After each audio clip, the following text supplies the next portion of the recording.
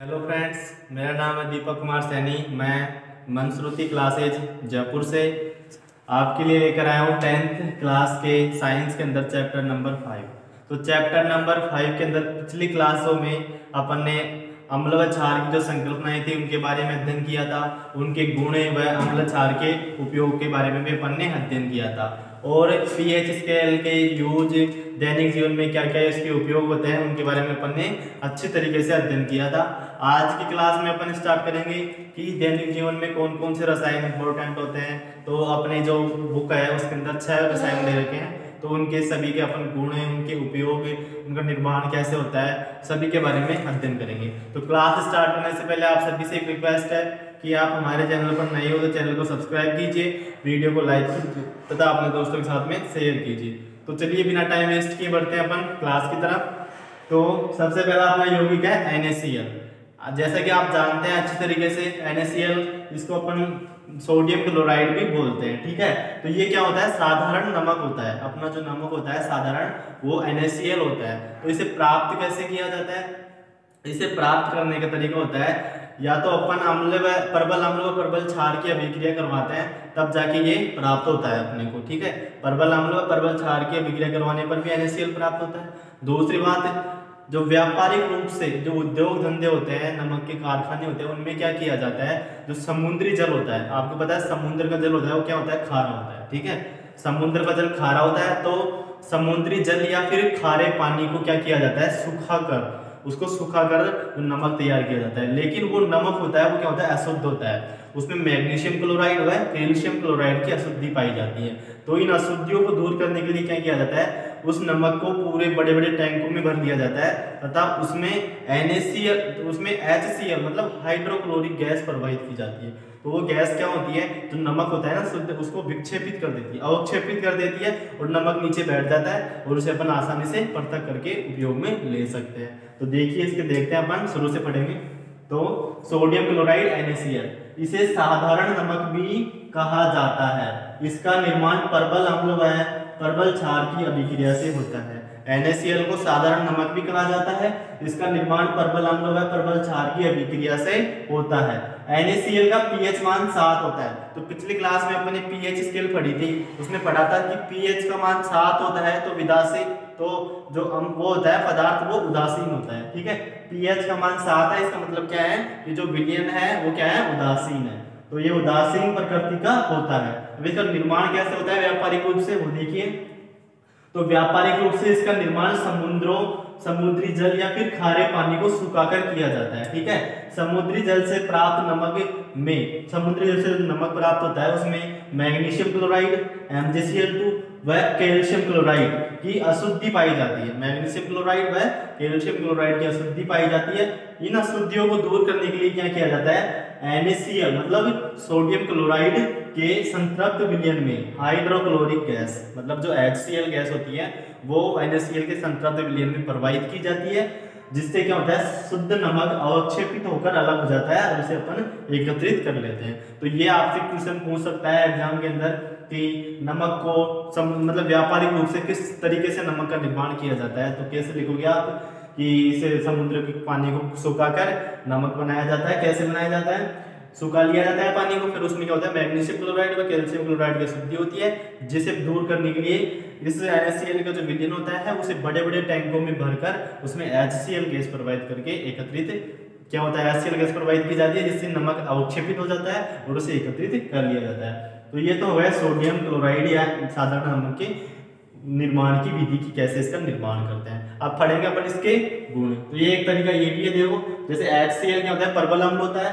और NaOH होता है प्रबल क्षार। दोनों के अपन अभिक्रिया करवाते हैं तो NaCl प्राप्त होता है और साथ में जल की प्राप्ति होती है। ये अपन ने पहले भी लवणों की जो लवण को निर्माण था उसके अंदर भी अपन ने पढ़े थे ये कि प्रबल अम्ल और प्रबल क्षार की अभिक्रिया करवाने पर NaCl प्राप्त होता है। इस अभिक्रिया को अपन उदासीनीकरण अभिक्रिया कहते हैं। ये पहले भी अपन ने पढ़ ली, ठीक है। अब देखिए गुण। तो गुण क्या है, यह श्वेत क्रिस्टलीय ठोस पदार्थ होता है। तो नमक आपने देखा होगा, साधारण नमक होता है जो क्या होता है, श्वेत मतलब सफेद कलर का होता है और क्रिस्टलीय मतलब दानों के रूप में पाया जाता है, दानों के रूप में पाया जाता है, ठोस होता है, ठीक है। तो जो नमक होता है क्रिस्टलीय ठोस पदार्थ होता है। दूसरी चीज जो इसका गलनांक होता है बहुत ही उच्च 181 केल्विन होता है। तो आपने देखा होगा जब नमक को अपन गर्म करते हैं तो वो बहुत ही ज़्यादा गर्मी देने पर, मतलब बहुत ज़्यादा ताप देने पर वो पिघलता है, मतलब जिसके गलनांक होता है ना वो बहुत ही उच्च होता है, 1081 केल्विन ताप पर ये पिघलता है। दूसरी चीज यह जल में शीघ्रता से विलयशील हो जाता है। नमक को अपन पानी के अंदर भिगोते हैं तो वो तुरंत ही उसके अंदर मिल जाता है, तो वो क्या होता है जल के साथ में शीघ्रता से अभिक्रिया कर लेता है। यह जल में क्रिया करके यह क्या करता है, जल के साथ में क्रिया करके Na+ + Cl- में आयनित हो जाता है। जल से क्रिया करवाते हैं अपन किसकी, NaCl की, तो क्या हो जाता है ये आयनित हो जाता है। और आयनित कैसे होता है, Na+/Cl- में यह आयनित हो जाता है।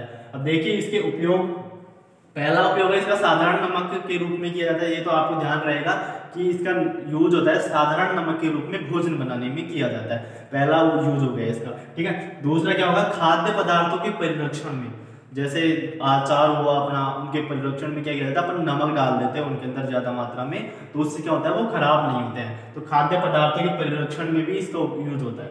तीसरी चीज जो NaCl का उपयोग होता है बर्फ जमाने में किया जाता है। अपन कभी भी बर्फ जमाते हैं फ्रिज के अंदर तो क्या करते हैं, थोड़ा सा नमक डालते हैं ना पानी के अंदर, तो बर्फ क्या है जल्दी जम जाती है। तो NaCl का यूज बर्फ जमाने में भी किया जाता है। और NaCl का यूज होता है जो NaOH मतलब sodium hydroxide, Na2CO3 sodium carbonate, sodium hydrogen carbonate, विरंजन चूर्ण आदि के निर्माण में जो कच्चा पदार्थ होता है उसके रूप में किया जाता है। किसी भी वस्तु का अपन निर्माण करते हैं तो क्या होता है, अपने को कच्चे पदार्थ की आवश्यकता होती है। कच्चे पदार्थ से ही अपन किसी वस्तु का निर्माण करते हैं, तो जो NaCl होता है उसका यूज इन सब पदार्थों के निर्माण में कच्चे पदार्थ के रूप में किया जाता है। तो ये बात आई आपके समझ में, NaCl के जो कैसे बनता है वो अपन ने देख लिया, इसके गुण देख लिए, उसके उपयोग देख लिए। अब देखते हैं अपन नेक्स्ट, तो तब तक आप इसका स्क्रीनशॉट लो, फिर करवाते हैं अपन नेक्स्ट। ले लो इसका स्क्रीनशॉट एक बार। अपना NaCl हो गया, NaCl का निर्माण पढ़ लिया अपन ने, उसके उपयोग पढ़ लिए तथा उसके जो गुण हैं वो भी अपन ने पढ़ लिए। अब दूसरा है अपना NaOH जैसे अपन ने पहले भी पढ़ा था परवल क्षार के अंदर, जो क्षार पढ़े थे अपन ने, उनमें परवल क्षार के एग्जाम्पल के अंदर अपन ने पढ़ा था NaOH, जिसे अपन सोडियम हाइड्रोक्साइड भी बोलते हैं। तो इसे सामान्यतः कास्टिक सोडा भी बोला जाता है, ठीक है। जो NaOH होता है उसे क्या बोलते हैं अपन, कास्टिक सोडा भी बोलते हैं, जिसका निर्माण होता है वो NaCl के विद्युत अपघटन से होता है। जो अभी अपन ने NaCl के उपयोग लिखे थे उनमें लिखा था कि NaCl का उपयोग NaOH के निर्माण में कच्चे पदार्थ के रूप में किया जाता है, लिखा था वहां पे। तो यहाँ पे यूज हो रहा है उसका कि NaCl के विद्युत अपघटन से जो NaOH है उसका निर्माण किया जाता है। और इसमें क्या होता है, एनोड विद्युत अपघटन करते हैं तो दो होते हैं, एक तो एनोड होता है, एक कैथोड होता है, दो सिरे होते हैं। तो इसमें क्या होता है, एनोड सिरे पर तो क्लोरीन गैस मुक्त होती है तथा कैथोड सिरा है उस पर हाइड्रोजन गैस मुक्त होती है। और जो NaOH का जो विलयन होता है वो कैथोड सिरे पर आके एकत्रित हो जाता है, जिसे अपन निकाल कर पृथक कर लेते हैं, जिससे NaOH का निर्माण हो जाता है। तो NaOH का निर्माण कैसे होता है, NaOH इसे कास्टिक सोडा भी कहा जाता है। NaOH को कास्टिक सोडा भी कहा जाता है। इसका निर्माण NaCl मतलब सोडियम क्लोराइड के विद्युत अपघटन से किया जाता है, जिसमें क्या होता है, एनोड पर क्लोरीन गैस व कैथोड पर हाइड्रोजन गैस बनती है। कैथोड पर ही NaOH विलयन के रूप में प्राप्त होता है। आई बात समझ में, क्या लिखा है इसमें, कुछ भी नहीं है। एक तो ये लिखा है कि NaOH को कास्टिक सोडा भी कहते हैं। दूसरी चीज इसका जो निर्माण होता है वो NaCl के विद्युत अपघटन से होता है, जिसमें एनोड पर क्लोरीन गैस तथा कैथोड पर हाइड्रोजन गैस मुक्त होती है। और जो कैथोड पर ही क्या होता है, NaOH है जो विलयन के रूप में अपने को प्राप्त होता है। जैसे अपन ने 2NaCl की विक्रिया 2H2O के साथ में करवाई तो क्या प्राप्त हुआ, अपने को 2NaOH प्राप्त हुआ, साथ में क्लोरीन व H2 गैस मुक्त हो गई। तो AQ का मतलब क्या होता है, एक्वस, जिसे अपन बोलते हैं विलयन, ठीक है। ये लिक्विड हो गया और G का मतलब गैस। तो ये तो इनकी प्रकृतियां अपन आगे तो चैप्टर आएंगे उनमें पढ़ेंगे किस हिसाब से अपने को ये लगाने पड़ते हैं, वो सब पढ़ेंगे, ठीक है। तो ये बात समझ में आई यहाँ पे कि 2NaCl के विक्रिया अपन ने 2H2 के साथ में करवाई तो क्या प्राप्त हुआ, NaOH प्राप्त हुआ और Cl2 और H2 अपने को प्राप्त हुई। तो ये इसका निर्माण हो गया। अब देखते हैं अपन इसके गुण। तो यह क्या होता है, श्वेत चिकना और ठोस पदार्थ होता है। जो NaOH होता है वह श्वेत मतलब सफेद कलर का होता है, चिकना तथा ठोस पदार्थ होता है, और जो इसका गलनांक होता है वो 591 केल्विन होता है। यह जल में शीघ्र विलय होता है, यह नमक की तरह ही होता है, ठीक है, जो नमक होता है ना उसी की तरह ये भी क्या होता है, जल में शीघ्रता से विलय होता है। यह एक प्रकार का परवल क्षार होता है। अपन ने परवल क्षार के एग्जाम्पल में पढ़ा था कि परवल क्षार के एग्जाम्पल में NaOH भी अपन ने वहां पे पढ़ा था। तो ये क्या होता है, एक प्रकार का परवल क्षार होता है।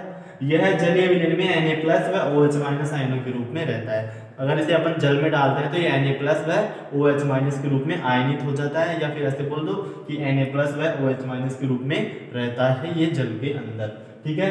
फिर आगे देखो, यह एक परबल विद्युत अपघट्य होता है। क्या होता है, ये परबल विद्युत अपघट्य होता है, क्योंकि ये इसका यूज होता है वो विद्युत अपघटन में किया जाता है, इसलिए ये परबल विद्युत अपघट्य हो जाएगा। इसके जो क्रिस्टल होते हैं वो प्रस्वेद प्रकृति के होते हैं। अगर इसे अपन छोटे छोटे दाने करते हैं इसके, तो वे क्या कौन सी प्रकृति के होते हैं, प्रस्वेद प्रकृति के होते हैं, ठीक है। ये हो गए इसके गुण। अब पढ़ते हैं अपन इसके उपयोग। उपयोग क्या होंगे, साबुन, कागज, शिल्प उद्योग तथा अन्य रसायनों के निर्माण में NaOH का उपयोग होता है। साबुन के निर्माण में, तो शिल्प उद्योग होते हैं उनमें जो कागज बनाते हैं अपन, तो उस उद्योग में भी किसका निर्माण होता है, NaOH का उपयोग होता है। और NaOH का उपयोग बॉक्साइड के धातु क्रम में किया जाता है। जो बॉक्साइड एक धातु होती है तो उसको शुद्धिकरण में, जो बॉक्साइड धातु होती है उसका जैसे उसको खान से निकालने के बाद में उसका शुद्धिकरण करके तैयार किया जाता है, तब तक के क्रम को क्या बोलते हैं अपन, धातु क्रम बोलते हैं। तो बॉक्साइड के धातु क्रम में NaOH का निर्माण किया जाता है, ठीक है। तो इसका उपयोग होता है पेट्रोलियम के शुद्धिकरण में किया जाता है। जो पेट्रोल होता है अपना, वो जब अपन समुद्रों से ये निकालते हैं उसको, तो वो उसमें अशुद्धियां पाई जाती है कई प्रकार की, तो जो NaOH होता है उसका उपयोग पेट्रोलियम के शुद्धिकरण में भी किया जाता है। वसा व तेलों के निर्माण में भी NaOH का उपयोग होता है। वसा और कई प्रकार के तेल हैं, इनका निर्माण करने में भी अपने को जो NaOH मतलब सोडियम हाइड्रोक्साइड होता है बहुत ही उपयोगी होता है। और एक ये तो सभी में सहम चलेगा कि प्रयोगशाला में अभिकर्मक के रूप में इसका उपयोग होता है। तो आई बात समझ में आपकी। सबसे पहले इसके अपन ने क्या पढ़ा, निर्माण पढ़ा। तो निर्माण क्या होता है, NaCl के विद्युत अपघटन से इसका निर्माण होता है। गुण देखे इसके, तो यह श्वेत चिकना ठोस पदार्थ होता है, इसका गलनांक 591 केल्विन होता है। यह क्या होता है, एक परबल क्षार होता है और जल में Na+ व OH- के रूप में रहता है और जल में शीघ्रता से विलय हो जाता है। और देखें तो परबल विद्युत अपघट्य होता है, और जो इसके क्रिस्टल होते हैं वो प्रस्वेद प्रकृति के होते हैं। ये उपयोग देखें तो साबुन, सिल्क और कागज उद्योग में इसका उपयोग होता है। दूसरी चीज देखें तो इसका बॉक्साइड के धातु क्रम में भी इसका उपयोग होता है, और इसका उपयोग पेट्रोलियम के शुद्धिकरण में किया जाता है, और वसा व तेलों के निर्माण में भी NaOH का उपयोग किया जाता है, तथा प्रयोगशाला में अभिकर्मक के रूप में भी इसका यूज होता है। तो ये अपना सेकंड NaOH कंप्लीट है। आप इसका एक बार स्क्रीनशॉट लो, फिर अपना आगे जो नेक्स्ट है विरंजन चूर्ण वो पढ़ेंगे। इसका स्क्रीनशॉट ले लो एक बार, फिर आगे देखते हैं। सेकंड भी अपन ने पढ़ लिया NaOH। अब अपन पढ़ेंगे थर्ड नंबर, जिसका नाम है विरंजक चूर्ण। और विरंजक चूर्ण को अपन ब्लीचिंग पाउडर बोल दो, या फिर ये होता है CaOCl2, ठीक है। ब्लीचिंग पाउडर होता है वो विरंजक चूर्ण ही कहलाता है। इंग्लिश में ब्लीचिंग पाउडर बोलते हैं, हिंदी में होता है विरंजक चूर्ण। तो ये होता क्या है, इसका रासायनिक नाम कैल्शियम, इसका रासायनिक नाम होता है तो कैल्शियम ऑक्सो और क्लोराइड होता है, कैल्शियम ऑक्सीक्लोराइड CaOCl2, ठीक है। इसका रासायनिक नाम क्या होगा, कैल्शियम ऑक्सीक्लोराइड इसका रासायनिक नाम हो जाएगा। तथा इसका निर्माण होता है वो बुझे हुए चूने से होता है, ठीक है। बुझे हुए चूने में या शुष्क चूने में क्लोरीन गैस प्रवाहित करने पर इसका निर्माण होता है। तो शुरू से देखो, इसका रासायनिक नाम कैल्शियम ऑक्सीक्लोराइड होता है। इसका निर्माण शुष्क बुझे हुए चूने में Cl2 मतलब क्लोरीन गैस प्रवाहित करने पर किया जाता है। जैसे CaOH2 कैल्शियम हाइड्रोक्साइड को अपन बुझा हुआ चूना बोलते हैं। इसमें अपन Cl2 गैस प्रवाहित करेंगे तो क्या होगा, CaOCl2 का निर्माण होगा तथा H2O प्राप्त होगा। जो CaOCl2 होता है कैल्शियम ऑक्सीक्लोराइड, यही ब्लीचिंग पाउडर कहलाता है। तो ब्लीचिंग पाउडर का निर्माण कैसे करते हैं, शुष्क बुझे हुए चूने में क्लोरीन गैस प्रवाहित करके क्लोरीन गैस प्रवाहित करके जो विरंजन चूर्ण होता है या ब्लीचिंग पाउडर होता है उसका निर्माण किया जाता है। तो ये तो हो गया इसका निर्माण। अब देखते हैं इसके गुण पे। तो पहला गुण क्या है, यह है पीला तीक्ष्ण गंध वाला। पीला तथा तीक्ष्ण गंध वाला ठोस पदार्थ होता है, ठीक है। यह ठंडे जल में विलयनशील होता है, ठीक है। पहली चीज क्या हो गई, पीला तीक्ष्ण गंध वाला पदार्थ होता है। दूसरी चीज यह जो ठंडे जल में विलयनशील होता है, ठीक है। फिर यदि अपन इसे वायु में खुला छोड़ते हैं, जो विरंजक चूर्ण होता है उसे अपन वायु में खुला छोड़ते हैं तो क्या होता है, ये वायु के साथ में क्रिया करके क्लोरीन गैस मुक्त करता है। जो हवा में ऑक्सीजन पाई जाती है उसके साथ में ये क्रिया करके क्लोरीन गैस क्या करता है, मुक्त कर देता है। तो वायु में खुला रखने पर क्लोरीन गैस मुक्त करता है। फिर नेक्स्ट देखें तो इसकी अभिक्रिया तनु अम्लों के साथ करवाने पर क्लोरीन गैस मुक्त होती है। और यदि अपन जो विरंजक चूर्ण होता है CaOCl2 इसकी अभिक्रिया तनु अम्लों के साथ में करवाएं तो भी क्या प्राप्त होता है, हमें क्लोरीन गैस प्राप्त होती है। जैसे CaOCl2 क्या है अपना, ये हो गया कैल्शियम ऑक्सीक्लोराइड मतलब विरंजक चूर्ण। इसकी अभिक्रिया अपन ने H2SO4 के साथ करवाई। H2SO4 क्या होता है, सल्फ्यूरिक अम्ल का स्ट्रक्चर होता है, सल्फ्यूरिक अम्ल होता है H2SO4। ये क्या होता है, तनु अम्ल होता है। तो अपन ने क्या किया, विरंजक चूर्ण की अभिक्रिया तनु अम्ल सल्फ्यूरिक के साथ करवाई तो अपने को CaSO4 और H2O और Cl2 गैस प्राप्त हुई। तो मेन चीज अपनी क्या थी कि इसकी अभिक्रिया मतलब विरंजक चूर्ण की अभिक्रिया तनु अम्लों के साथ करवाने पर क्लोरीन गैस मुक्त होती है। तो ये अपन ने देखा कि इसकी अभिक्रिया अपने सल्फ्यूरिक अम्ल के साथ करवाई तो अपने को क्लोरीन गैस प्राप्त हुई। दूसरी चीज अपन ने जैसे इसकी अभिक्रिया HCl के साथ करवाई। HCl क्या होता है, हाइड्रोक्लोरिक अम्ल होता है, ये भी तनु अम्ल होता है। तो इसकी अभिक्रिया अपन ने करवाई तो अपने को क्लोरीन गैस प्राप्त हुई। तो बात समझ में आई आपके कि विरंजक चूर्ण की अभिक्रिया तनु अम्लों के साथ में करवाते हैं तो हमें क्लोरीन गैस प्राप्त होती है। नेक्स्ट देखें तो जो विरंजक चूर्ण से मुक्त क्लोरीन गैस है, जब अपन विरंजक चूर्ण की अभिक्रिया अम्लों के साथ में करवाते हैं तो क्लोरीन गैस मुक्त होती है। तो ये जो क्लोरीन गैस होती है ये जल से क्रिया करके नवजात परमाणविक ऑक्सीजन का निर्माण कर लेती है। जो ये क्लोरीन गैस होती है वो जल मतलब H2O से क्रिया करके नवजात परमाणविक ऑक्सीजन का निर्माण कर लेती है तथा इसका उपयोग विरंजन क्रिया में किया जाता है जो ऑक्सीकारक की भांति व्यवहार करती है।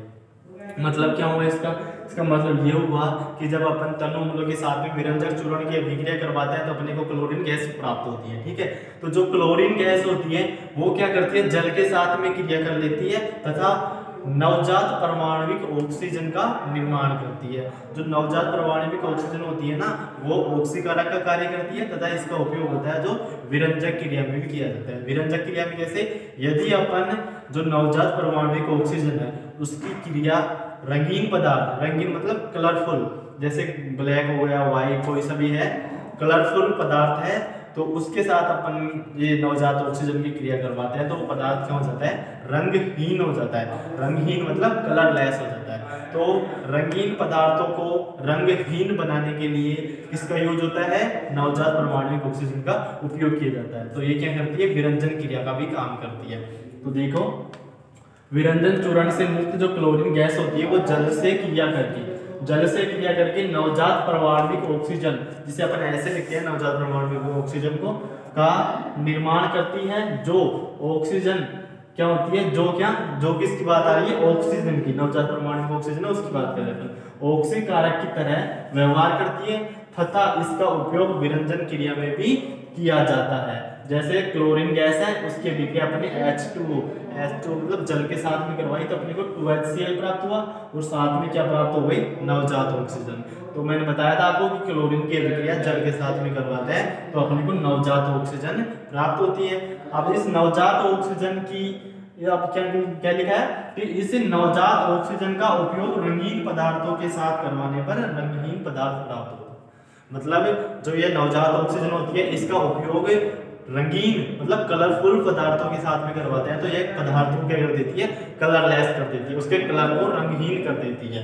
तो जैसे रंगीन पदार्थ है प्लस में उसकी अभिक्रिया अपन ने नवजात परमाणविक ऑक्सीजन के साथ करवाई तो अपने को रंगहीन पदार्थ प्राप्त हुआ। तो ये बात समझ में आपसे आपके एग्जाम के अंदर क्वेश्चन पूछ सकता है कि रंगीन पदार्थों को कलरलेस करने के लिए किसका उपयोग किया जाता है?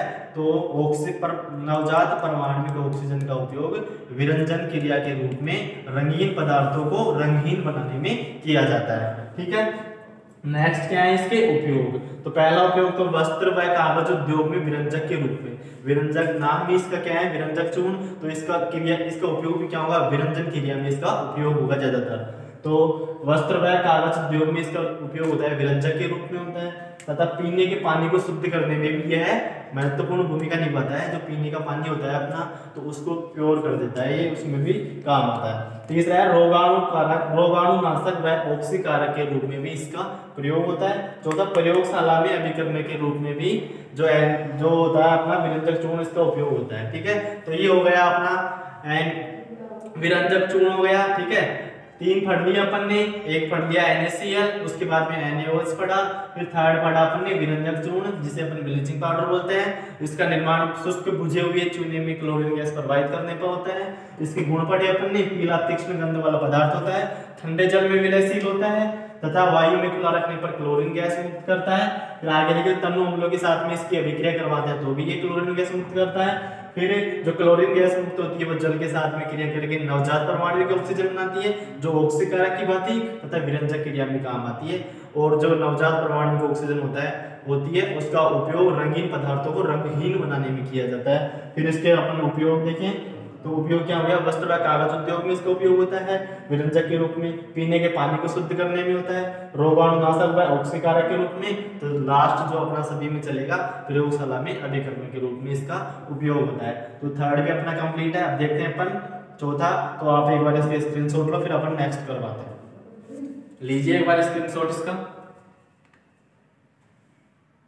3 तक अपन ने पढ़ लिए। अब चौथा पढ़ेंगे अपन बेकिंग सोडा, जिसे अपन खाने का सोडा भी बोलते हैं। ठीक है, तो बेकिंग सोडा होता है, उसका रासायनिक नाम क्या होता है? Sodium hydrogen carbonate.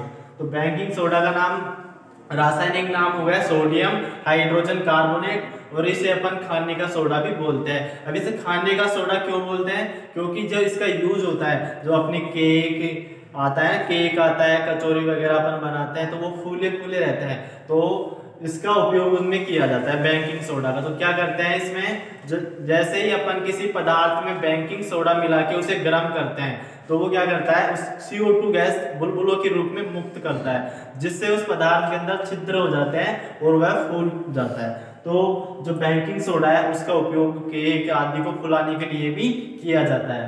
तो इसका निर्माण कैसे होता है? इसका निर्माण NaCl का उपयोग करके किया जाता है। तो कैसे होता है देखो, तो इसे खाने का सोडा भी कहा जाता है। मैंने बता दिया आपको कि बेकिंग सोडा को खाने का सोडा भी कहा जाता है। इसका रासायनिक नाम सोडियम हाइड्रोजन कार्बोनेट होता है।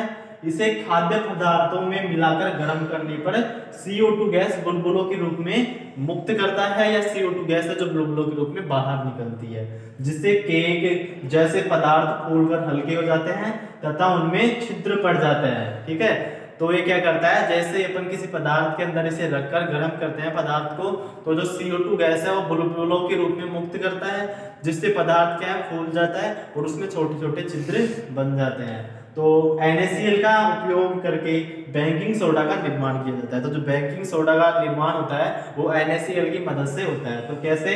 जैसे NaCl के जलीय विलयन में अपन, ये NaCl है, H2 इसका जलीय विलयन हो गया, तो NaCl के जलीय विलयन में कार्बन डाइऑक्साइड गैस तथा अमोनिया गैस प्रवाहित करते हैं, तब जाके अपने को बेकिंग सोडा प्राप्त होता है। तो अपन ने NaCl की जो रिएक्शन है H2O CO2 और NH3 के साथ में करवाई, तो अपने को NH4Cl, जिसे अपन अमोनियम क्लोराइड बोलते हैं, तथा NaHCO3 सोडियम हाइड्रोजन कार्बोनेट, या बोल दो बेकिंग सोडा, या फिर खाने का सोडा, कुछ भी बोल सकते हो आप अपने हिसाब से। ठीक है, तो NaCl के जलीय विलयन में कार्बन डाइऑक्साइड गैस प्रवाहित करके उसकी अभिक्रिया NH3 के साथ करवाते हैं, तो अपने को बेकिंग सोडा प्राप्त होता है। या फिर दूसरा तरीका क्या है इसका या फिर सोडियम कार्बोनेट के जलीय विलयन में CO2 गैस प्रवाहित करके भी इसका डायरेक्ट निर्माण किया जा सकता है। सोडियम कार्बोनेट क्या होता है? Na2CO3, तो Na2CO3 सोडियम कार्बोनेट हो गया,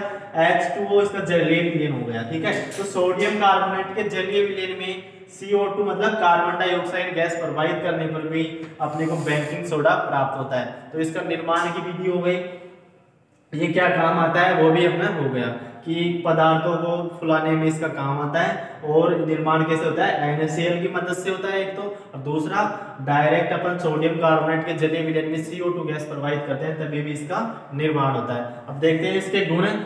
तो ये क्या होता है, श्वेत क्रिस्टलीय ठोस होता है। पहला गुण क्या है इसका, यह श्वेत क्रिस्टलीय ठोस पदार्थ होता है। जल में यह अल्प विलयशील होता है। जो बेकिंग सोडा होता है वो अपना जल के अंदर विलयशील नहीं होता, पूर्ण रूप से अल्प विलय होता है। यह जल जो इसका जलीय विलयन होता है वो क्या होता है, क्षारीय होता है। इसका जो pH मान है वो 7 से अधिक होता है, इसीलिए इसका जलीय विलयन क्षारीय होता है। इसे गर्म करने पर यह CO2 गैस मुक्त करता है, ठीक है। जैसे 2NaSCO3 मतलब सोडियम हाइड्रोजन कार्बोनेट, ये अपना बेकिंग सोडा है। इसे अपन गर्म करते हैं तो सोडियम कार्बोनेट का जलीय विलयन प्राप्त होता है तथा CO2 गैस यहाँ से मुक्त होती है। जैसे अपन ने यहाँ पे निर्माण किया था इसका, यही सेम रिएक्शन वापस से हो जाती है अपनी। तो ये चिन्ह होता है त्रिभुज वाला, इसे अपन बोलते हैं गर्म करने का चिन्ह, ठीक है। तो जैसे अपन ने बेकिंग सोडा को गर्म किया तो अपने को CO2 गैस प्राप्त हुई।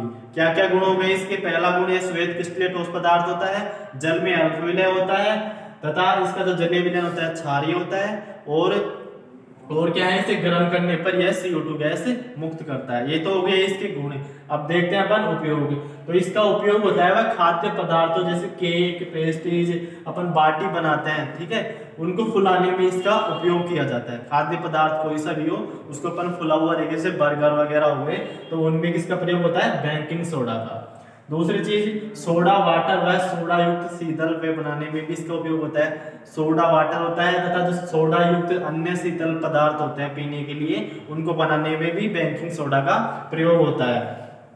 पेट की अम्लता को दूर करने में, जो अपने पेट में अम्लता हो जाती है उसको दूर करने के लिए प्रति अम्ल के रूप में, एंटी एसिड के रूप में भी इसका उपयोग किया जाता है। और मंद प्रतिरोधी के रूप में भी इसका यूज होता है। फिर देखें तो बेकिंग सोडा का उपयोग अग्निशामक यंत्रों में भी किया जाता है। जो अग्निशामक यंत्र होते हैं उनमें भी बेकिंग सोडा का उपयोग होता है। और लास्ट है अपना जो सभी में सेम चलता है कि प्रयोगशाला में अभिकर्मक के रूप में इसका उपयोग होता है।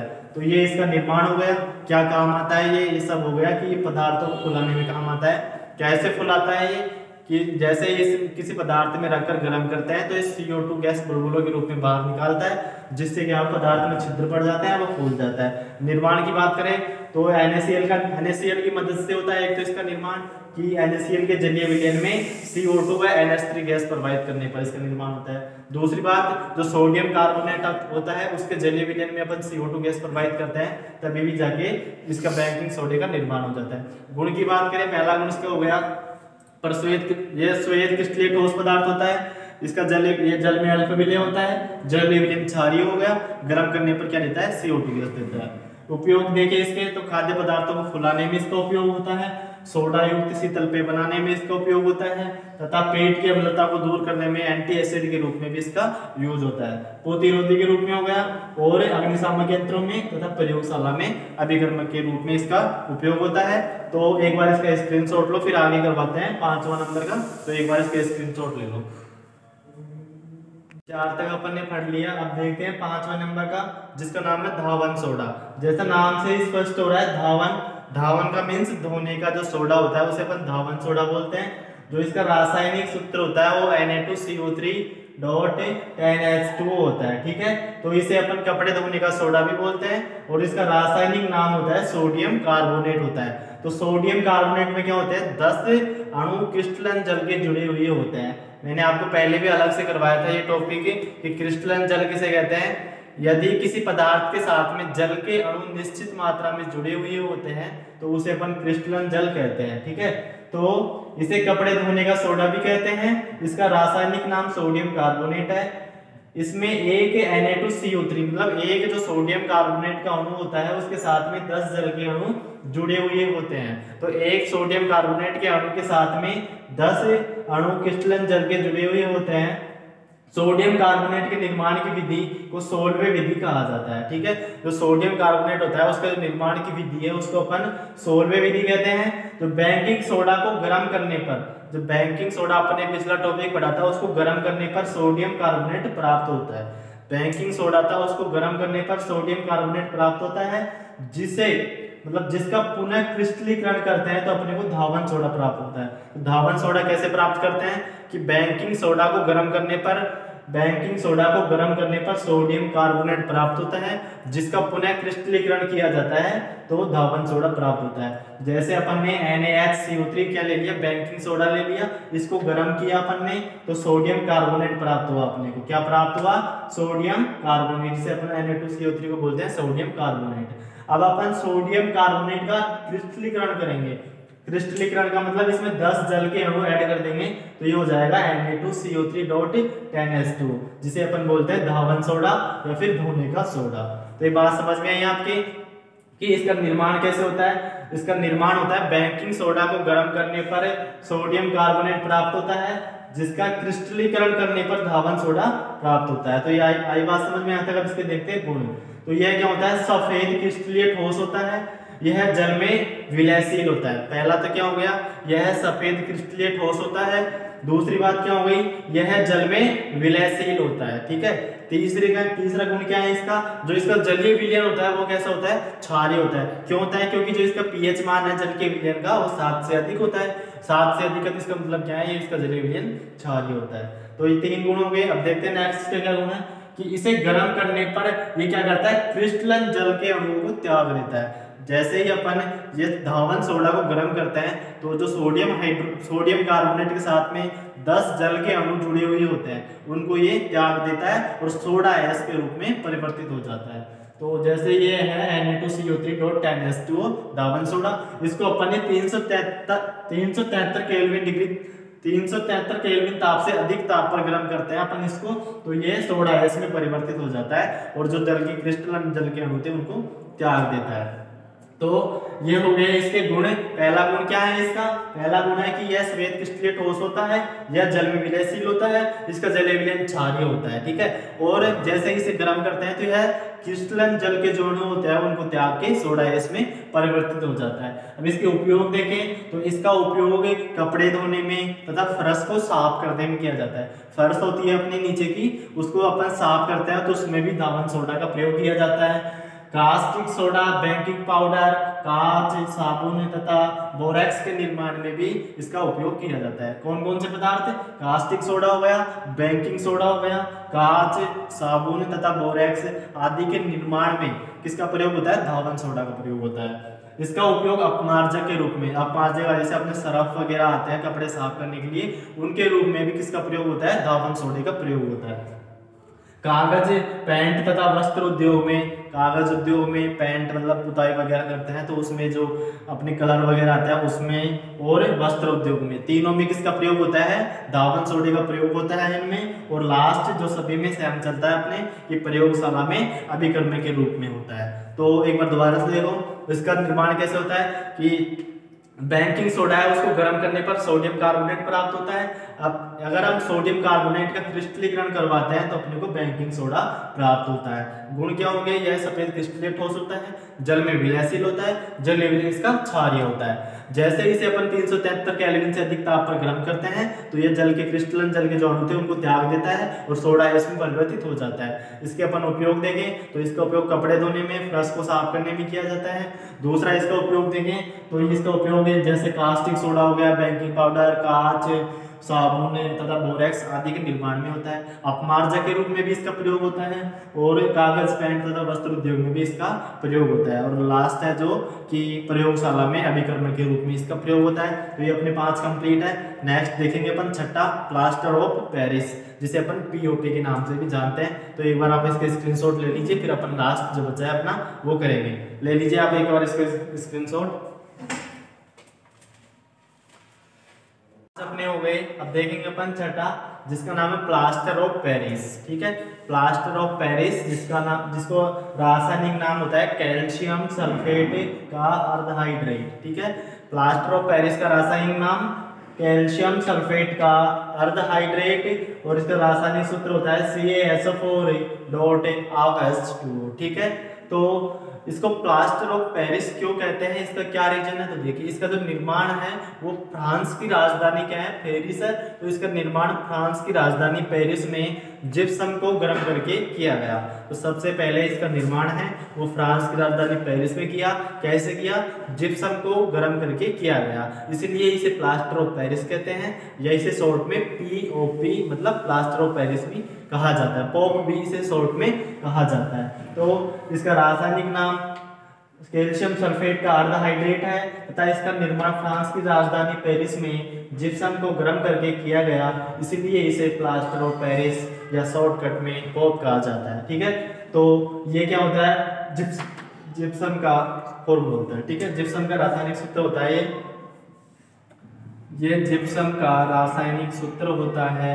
तो जिप्सम को अपन यदि 393 केल्विन ताप पर गर्म करते हैं, ठीक है, तो जिप्सम को यदि अपन 393 केल्विन ताप पर गर्म करते हैं तो पॉप प्राप्त होता है। Pop means plaster of Paris का निर्माण होता है।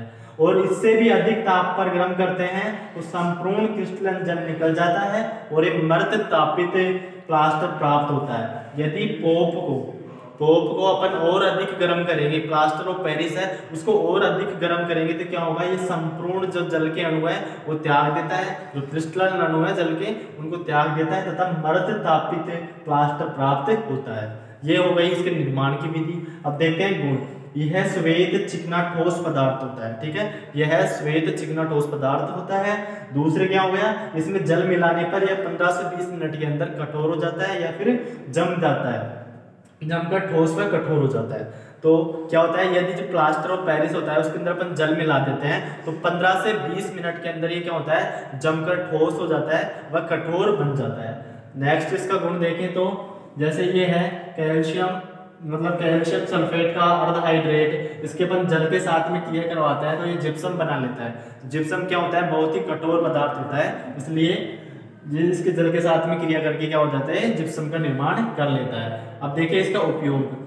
इसका उपयोग टूटी हुई हड्डी को जोड़ने में, हड्डी टूट जाती है तो उसको जोड़ने में जो प्लास्टर किया जाता है पर तो उसमें इसका उपयोग होता है। तो इसका उपयोग टूटी हुई हड्डियों को जोड़ने के लिए प्लास्टर चढ़ाने में किया जाता है। जैसे अपने हड्डी टूट जाती है पैर की किसी की भी, तो जो प्लास्टर करते हैं डॉक्टर तो उसमें इसी का प्रयोग होता है। किसका? POP का, प्लास्टर ऑफ पेरिस का। इसका उपयोग होता है जो भवन के निर्माण में भी किया जाता है। भवन के निर्माण होता है, अपन कोई भी भवन बनाते हैं तो उसमें भी तो चूने वगैरह के रूप में इसका प्रयोग किया जाता है। इसका उपयोग है जो दंत चिकित्सा में किया जाता है। अपने जो दांत होते हैं, कोई दांत अपना टूट जाता है कच्ची उम्र में और बाद में मान लो नहीं उग पाता तो जो नकली दांत लगाते हैं तो वो प्लास्टर ऑफ पेरिस के ही बने होते हैं। तो इसका उपयोग है जो प्लास्टर ऑफ पेरिस का उपयोग दंत चिकित्सा में भी किया जाता है। मूर्तियां बनाने में भी इसका प्रयोग किया जाता है। मूर्तियां जैसे अन्य सजावटी सामग्री होती है उनके निर्माण में भी प्लास्टर ऑफ पेरिस का उपयोग किया जाता है। और अग्निशय पदार्थों के रूप में इसका उपयोग होता है। और लास्ट जो सदी में चलता है कि प्रयोगशाला में भी इसका अभिकर्म के रूप में प्रयोग होता है। निर्माण समझ में आया? इसका निर्माण कैसे होता है? इसका निर्माण अपन जिप्सम को 393 केल्विन ताप से अधिक पर गर्म करते हैं तो इसका निर्माण होता है। और यदि और अधिक गर्म करेंगे तो इस संपूर्ण क्रिस्टलन जल त्याग देगा और मर्द तापित प्लास्टर प्राप्त हो जाएगा। गुण की बात करें तो यह श्वेत चिकना ठोस पदार्थ होता है। जल में इसे जल मिलाने पर 15 से 20 मिनट के अंदर क्या हो जाता है? ये कठोर पदार्थ बन जाता है जमकर। ठीक है, नेक्स्ट उपयोग करें। उपयोग देखिए इसका, तो इसका उपयोग टूटी हुई हड्डी को जोड़ने के लिए जो प्लास्टर करते हैं अपन उसमें किया जाता है। इसका उपयोग भवन निर्माण में होता है। मूर्तियों जैसी अन्य सजावटी सामग्री बनाने में भी इसका उपयोग होता है। दंत चिकित्सा में होता है तथा इसका प्रयोग प्रयोगशाला में अभिकर्म के रूप में भी इसका प्रयोग किया जाता है। तो ये अपने 6 जो रासायनिक यौगिक अपने दे रखे थे किताब के अंदर वो अपन ने कंप्लीट कर लिए हैं। अब नेक्स्ट क्लास में अपन पढ़ेंगे साबुन और अपमार्जक, वो अपना लास्ट टॉपिक होगा। उसके बाद में अपन एक एक करके सारे क्वेश्चन देखेंगे पार्ट के, फिर नेक्स्ट चैप्टर स्टार्ट करेंगे। तो एक बार आप इसका स्क्रीनशॉट ले लो। और क्लास एंड करने से पहले आप सभी से एक रिक्वेस्ट है कि आप चैनल को सब्सक्राइब करो, नए हो तो वीडियो को लाइक करो और अपने दोस्तों के साथ में शेयर करो। और हमारी लाइव क्लासेस ज्वाइन करने के लिए अपने कमेंट बॉक्स में व्हाट्सअप नंबर लिखो। हमारी लाइव क्लास डेली 4 बजे शाम से होती है। तो एक बार आप इसका स्क्रीनशॉट लीजिए। तो मिलते हैं नेक्स्ट क्लास में। तो स्क्रीनशॉट ले लीजिए एक बार इसका।